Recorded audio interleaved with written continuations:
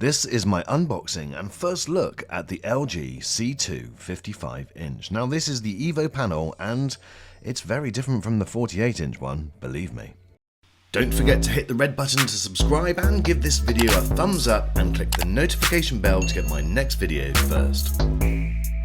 So from the moment the guy breezed in delivering the C2, I knew that it was a lot smaller than previous versions. In fact, it was only slightly bigger than the 48-inch C2, which just seemed incredible.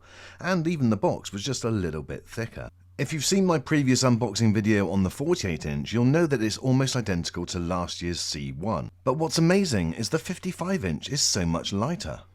The C2 55-inch actually comes in lighter than the 48-inch this year because of the materials that it's made with and the different stand.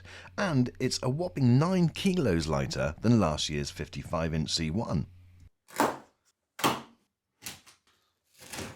Now, just for full disclosure, we have paid full retail value for this TV. We're not being asked to say anything good or bad about it. And believe me, I will be very honest when it comes to the review and also comparisons with the 48-inch and also the 55-inch from last year. Okay, in the box, you get pretty much what you would expect. There is a new little infrared cable, which I'll go through later in the review. And obviously, you've got the brand new central stand. Now, I'm really liking this. It is much lighter than the previous model, but it still feels like it's a really good quality, and that obviously is very reassuring, and it also feels very well made. You just pop it together with a few screws and again it's very simple to do. As always, just remove a little bit of the film at the bottom so that the screen is still protected, and then insert the stand. And then you've just got 4 screws which you have to tighten up, and then you're ready to go. And voila, you have your TV. Now comes the customary take the wrapping off and look at the back of the TV. And this has to be said, one of my favourite backs to a new TV. I really love the look at this. It definitely looks so much better than last year's and also the 48-inch C2 which I unboxed a couple of weeks ago. Now there are 3 things which I noticed straight away. 1, the power cable has moved. It's now right in the middle of the TV. Secondly, the VESA mount, which is still a 30 by 20 VESA mount, that is also right in the middle of the TV, whereas on last year's it was a lot lower down. And also you'll notice that there are no ports at all on the back, they're all on the side. Also, I guess a 4th thing is that the cable management is better this year. You do have that little guard on the back and then this little clip which you can then feed the wires through so that it all comes through centrally. So LG have definitely been listening. As I mentioned, all of the ports are on the side of the panel this year, which I think is absolutely fine. I've got no issue with that, and they're easily accessible. You still have the 4K HDMI at 120Hz, and you've got the USBs at the top. Now, the thickness of this TV is actually slightly thicker than last year's. However, I like the fact that it's now got this square edge, and that square edge seems to go all the way around the top and the sides.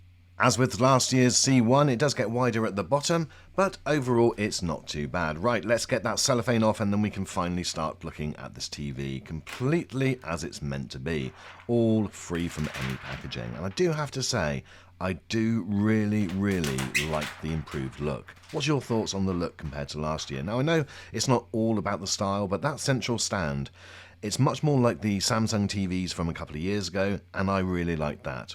Now there is still going to be a little bit of a soundbar issue.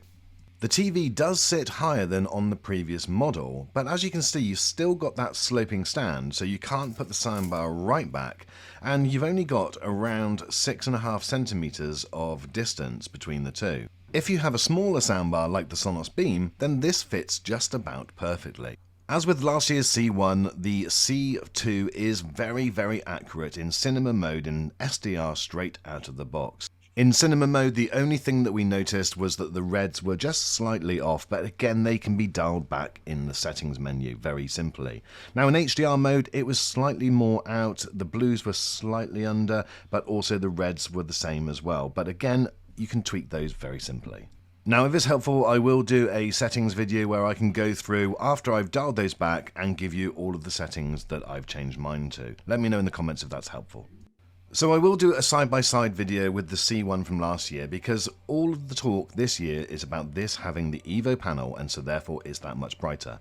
I do have to say my first impression is that yes, it does feel brighter to me, but until I get them side by side with the C1 from last year, we're not going to fully know. Now, certainly for the next few months while the C1 from last year is still available, most people are going to be wanting to know, is it worth spending that extra money on this, or save £700, $700 and get the C1 from last year? Well, we'll see what the differences are. Certainly, my initial thoughts are that it's going to be very, very close. I don't think the gap is going to be as big as what maybe others may make out. But hey, we'll do the tests.